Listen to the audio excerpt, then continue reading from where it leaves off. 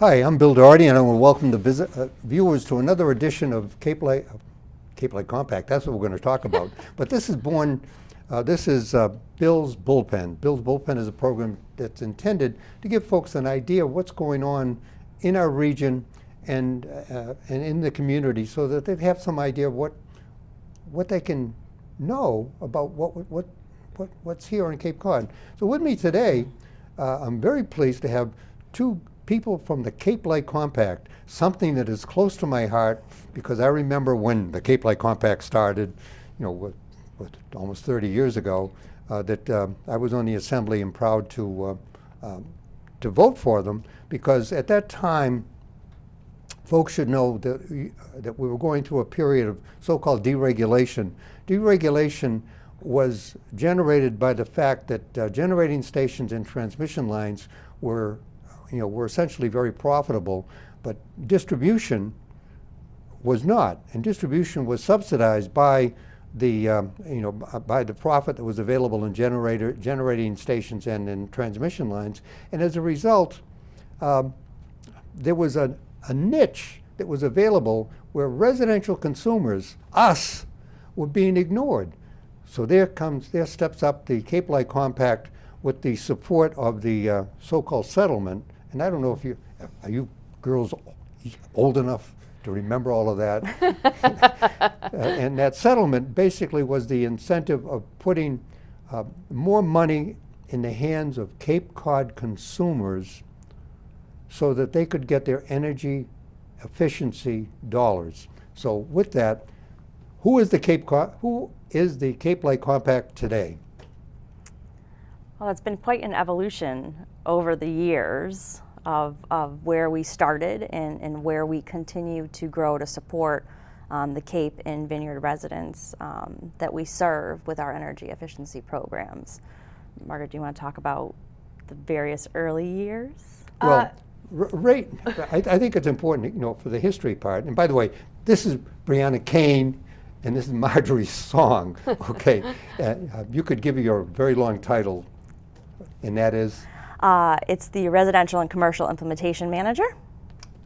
And I am the Evaluation Policy and Strategy Manager. Mm-hmm. Well, there you have it, folks. Very impressive. Okay, so let's talk about the evolution. But I think that the focus should be, I hope to be, on what people can benefit from today. Okay, so let's start as to what happened after the thing was set up. What happened then? So, in the early years, a lot of it was focused on three main things. One was offering an alternative power supply, right? We really wanted to have an alternative to Eversource, which at the time was NSTAR, which even before that, had different names, but the reality is that they held the market, right, in terms of power supply options, and offering a competitive option that could reflect and be part of and reflect the sort of vision of what the Cape and Vineyard wanted.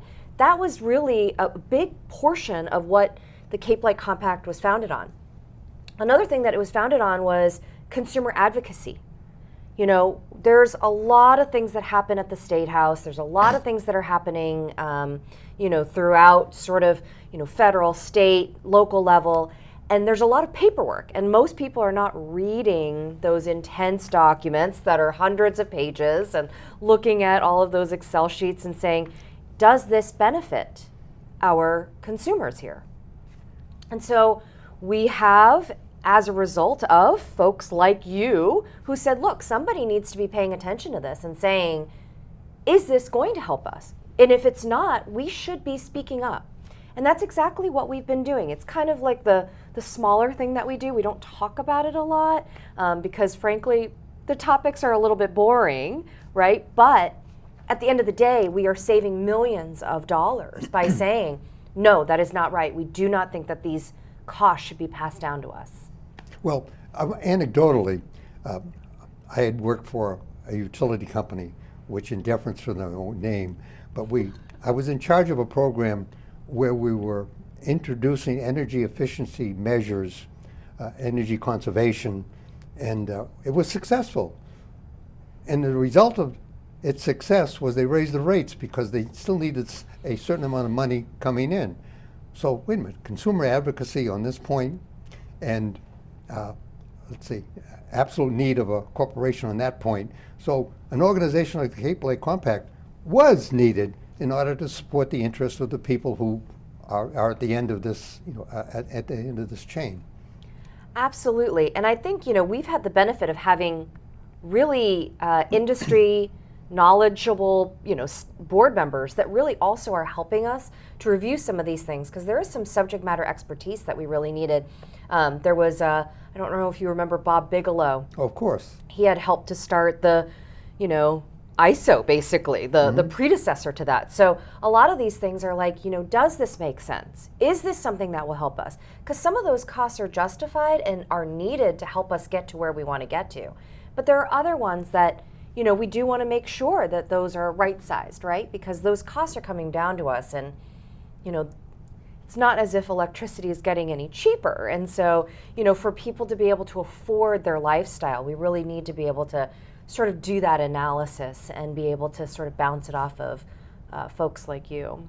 Well, we're at a point in life where if you don't use something, you don't have to pay for it. And I think that, and one of the things I'd like to spend some time on for folks is what I consider to be one of the most successful programs, but one that still needs to fill in, which is the energy efficiency audits. Okay, let's talk a little bit about how that got started and where is it? Sure. So that is like the third part of what the Cape Lake Compact does, is our energy efficiency programs. And the home energy assessment, which is offered to our residential customers, is pretty much the flagship, the wording that everyone does know about, has heard about, and if you don't, we strongly encourage you to take advantage of it. We have a residential program that is available whether you rent or own, whether Rent? Even if you rent. Now that's very interesting, because I think in the beginning it was focused on home ownership. And that is oftentimes where it had started, with where decisions need to be made by connecting with that direct decision maker.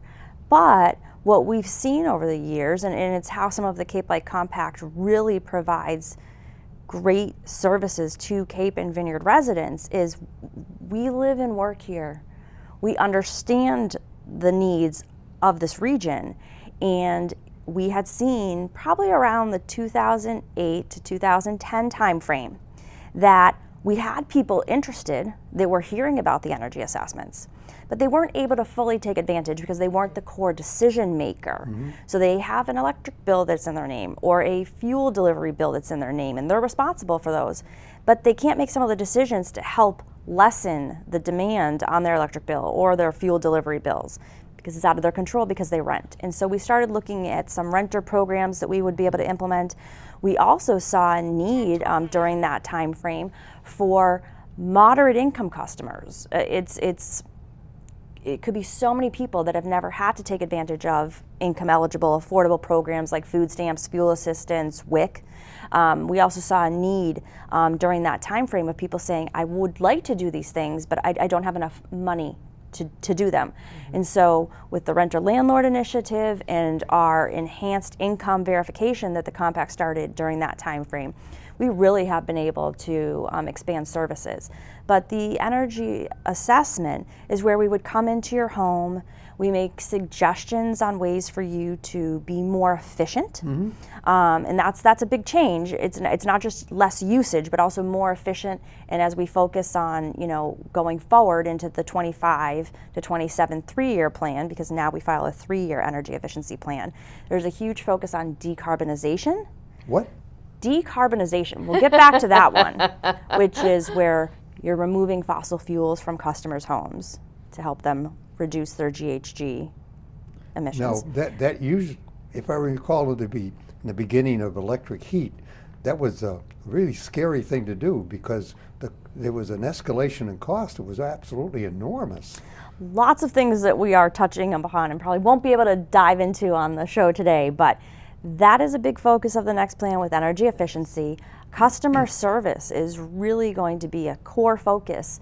We've been building up across the Commonwealth on providing great customer service to help people on their journey by offering those enhanced programs for moderate income, for renter landlords, and also equity, delivering equitable services to all customers. Just because a program exists doesn't mean that you're able to get the message out to all of the groups that you need to. And you might have people who aren't aware of the program or don't feel comfortable taking the energy assessment because they're unsure of what it is. So working with local support of delivering equitable services to all residents in the Commonwealth, but specifically for us on the Cape and Vineyard, we want to make sure, because everyone, whether you make a penny a year or are Bill Gates, is able to participate in our energy efficiency programs, have a home energy assessment. If you don't need a home energy assessment, we have rebates that are available for energy efficient measures. We also have commercial programs as well. And within our residential offering, we have, a core market program, and we also have an income eligible program. So there's so many options and ways for customers to participate, but we also want to make sure that since these services are available for everyone, that we really work closely with certain trusted partners to make sure that everyone is aware of our programs and that everyone understands that they can participate in them. And the energy assessment, I say, is like the flagship offering where the worst case scenario is it's a little bit of your time, an hour and a half, 2 hours for an energy assessment. And you're going to come back with some education on your property, right? That's the worst case scenario. The best case scenario is that you continue to move forward on some of the recommendations and start your energy efficiency journey or pick up where you left off. Programs evolve over time, and we're always trying to get the word out. So, we really do thank you for talking with us about it. We also, we have newsletters. We have other ways for people to stay connected. Catch us up on social. We're always trying to promote information, but that's at least where. Well, we're not a reading culture anymore. No. We're more of an instant impulse, kind of response. But I do remember one of the things that people were always surprised at, because I did run an energy efficiency program once, and we used to put we'd close all the doors and windows and put in like a big vacuum pump, and that's when we were able to point out to homeowners how many cracks and let's say in openings there were in their house after everything was closed, and that was a considerable part of it. And if I recall correctly, there were two parts. There was the transmission part, and there was also the part that bushes and trees are very helpful in terms of reducing the what we call the wind shear, that would take heat away from a building, and all of these things you'd find out in this 1 hour and a half, which is really really amazing, to be able to do. Right, and we've learned a lot, over time about buildings too. We do a lot of research. The teams, before they go out, they're looking at and gathering some information on the property, right? So that they can be best informed to help a customer along the way. When you get there, they can talk to you about your energy usage, make those recommendations on, your appliance is fine now, but when you go to make your next purchase, and that could be in a number of years, you might want to consider an energy efficient model. Heating system changes that, we might recommend during the energy assessment. Our biggest thing that we do focus on is weatherization, which is air sealing and insulation work. And we really try to help customers on that journey. We have a number of contractors that work directly through the programs so that a customer doesn't have to go now find an installer. We're able to help them with that. And in our proposal for our 25 to 27 program, we're also proposing some turnkey services. We've heard a lot. We've taken the feedback that customers are like, who should I call? I don't have the time to get multiple quotes.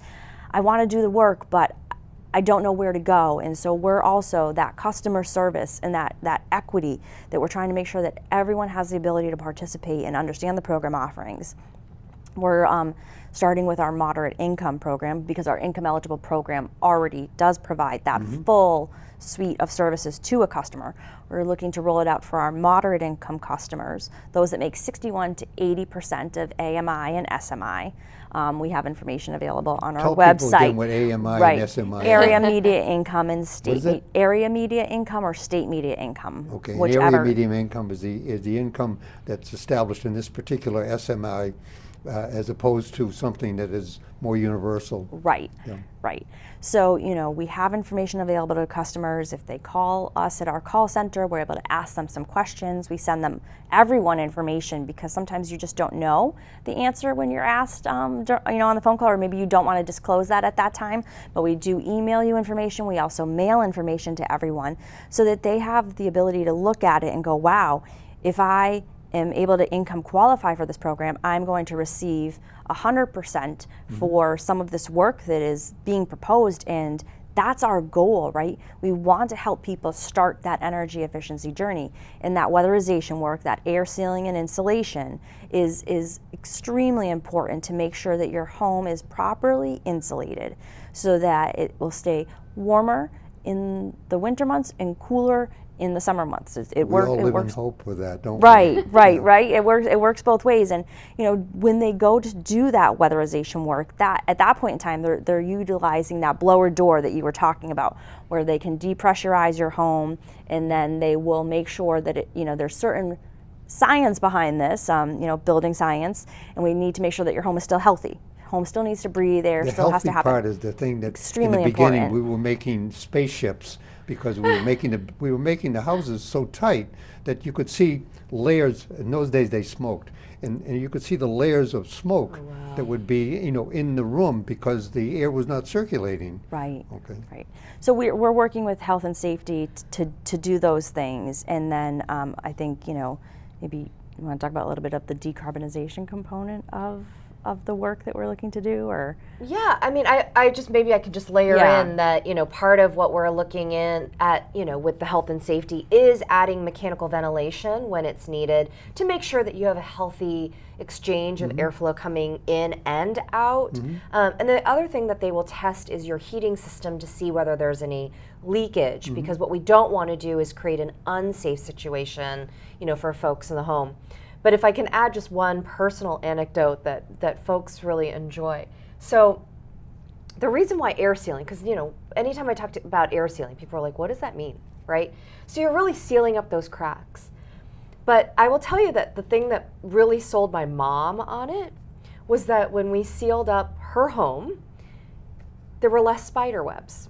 And that was what she really loved, is because spiders know where those leaks are coming in and out. That's where they catch the most bugs.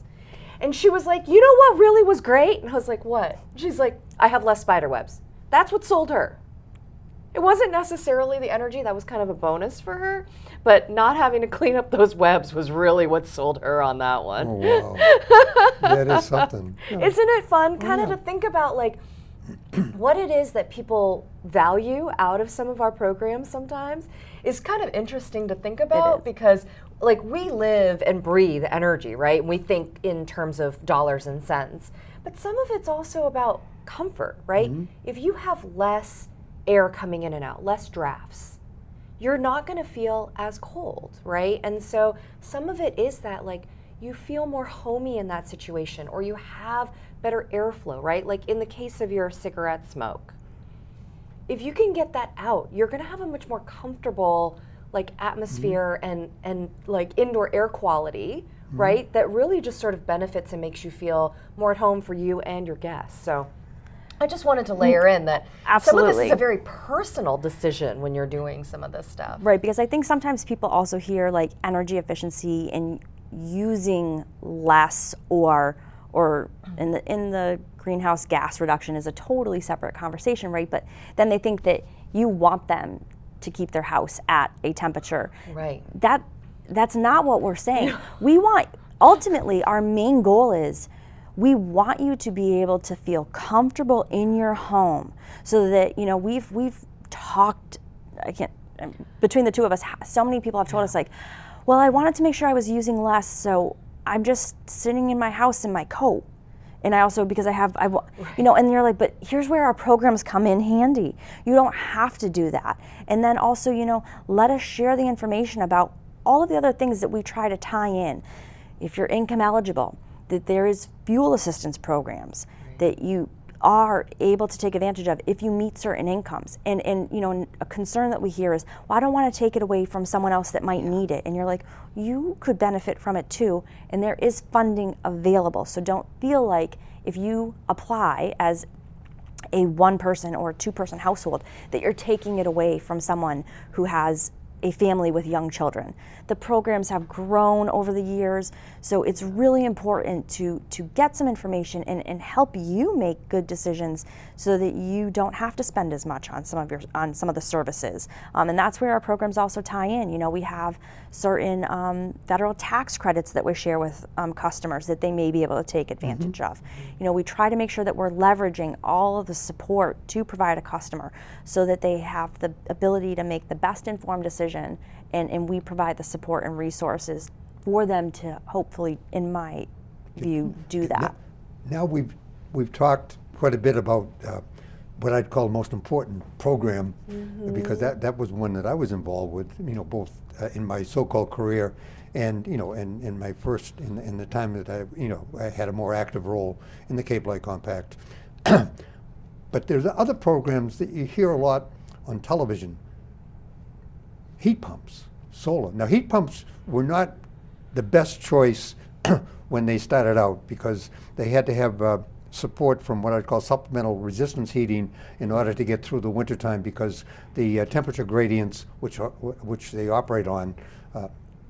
Now I'm talking over people's heads here, but let's talk a little bit about the thing that we hear a lot about first, solar. Okay, if people are interested in solar, how do they go about that? Is that something that the Cape Light Compact can help you with? We would provide you the information to follow the correct channels, and currently we are referring people to the Mass Clean Energy Center and their solar information. We do have some information on our website that people could also go to find information about solar and follow the links out. But on if the compact has funding directly for solar as a measure, that's not something that we currently have in our portfolio of measures that we offer directly to customers. But we do have some solar offerings for loan products. Yeah, and I just want to say, oh, sorry, go ahead, Bill. Loan products? Yeah, so this is actually pretty exciting. So, and Briana, you can probably provide a lot more detail than I can.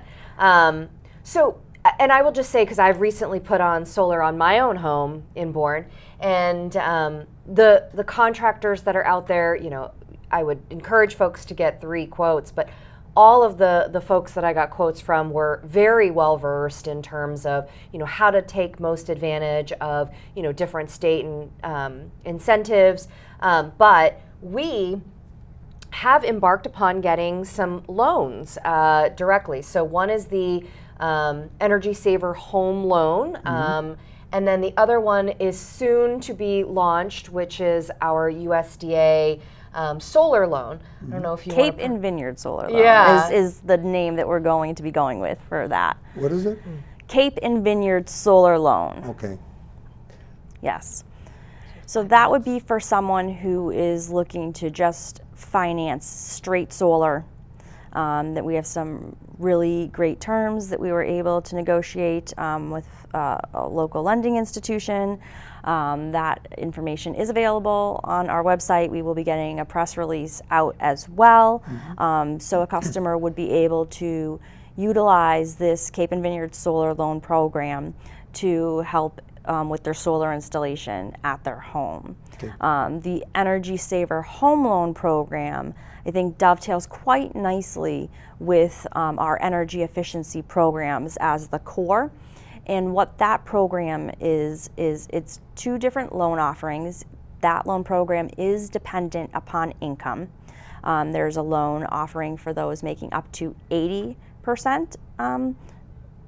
whether you're in Barnstable County or Dukes County income levels. And then there is an 81 to 135% loan product offering, again, based upon income for Barnstable County and Dukes County. And that is a 20-year loan. It is essentially a second mortgage on the property. It does need to meet certain requirements. Of course, you still have to apply for the loan, be qualified, is like a standard loan program. But that is looking to support at least a 20% energy efficiency reduction. So that would be looking at things like making sure that you could weatherize your home and possibly tie in heat pumps to get that 20% savings. Let's so segue just into heat pumps. Sure, yes. I'll just wrap this one up really quickly. So that is really beneficial because there's a lot of other things that we have not been able to support on customers' journeys in that some of those income levels, like being able to finance a roof replacement, some, like you were talking about trees, et cetera. So there's a lot of great offerings within that Energy Saver Home Loan Program, and all of that information is also available on our website. Okay, so on heat pumps, what are the heat pump programs at Cape Light Compact? We have, I know we're short on time now, but with heat pumps, I apologize. We've got full home displacements that are out there. That goes up to $10,000 right now. In 25 to 27, there will be a slight decline in the incentive overall. And then if you're not ready to fully displace, there are also partial displacement programs. Again, that's going to be, at the current level, it's $2,500 a ton, and then it will decline. And then there is going to be a new offering that we are proposing for new installations of AC only. That is hopefully if our plan gets approved. Okay, well, the next thing would be, and believe it or not, we're almost at the end. I know, it's crazy. There's so much information that's available. But there's a way to stay up to date with what the Cape Light Compact is offering, and you can sign up for your monthly newsletter. Okay, and the monthly newsletter would be on capelightcompact.org/news/newsletter. And you're also available, you can follow the Compact on social media, Facebook, something called @CLC Energy. Yep. That's your Twitter account? We've got the X, and we've also got Instagram as well. Okay, so LinkedIn, Cape Light Compact, and as they say, the X program. And if you want to get in touch, you can visit the website, and the website is on the slide. And then there's an energy efficiency number, and I'll say that because I think that people should call you up. It's 1-800-797-6699. The power supply, I don't know if that really, catches a lot of people's interest, but it's very important. But the main thing is you can get more information on energy efficiency by calling the number, and you've got a bunch of folks that answer the phone, right? We do, and they're in our Yarmouth office. And they're not in India or Pakistan or someplace like that. No. They're here in the Cape. Yes. And one of the things about the folks that work at the Cape Light Compact, they're all stakeholders here. So you'd be talking to your friends and neighbors about what you need in order to, let's say, to participate in what I would call what's begun to be called green energy. So with that, it's always a delight to see both of you anyway, because after all, we go back for a long time, and what I've really been delighted about is that the folks that started Cape Light Compact are still on the job, as you two are, and you've been doing it in support of what I'd call a very important program here in Cape Cod. So thank you for that, and I want to thank Marjorie Song and Briana Kane for coming and joining me in this program. And I want to thank the viewers, because if you paid attention, you'd learn a lot about how important it is to do something for yourself, let's say, to participate in what I would call the responsibility that we all have not to use more energy than we absolutely have to. So with that, I want to thank the viewers. I want to thank my guests, and you've been watching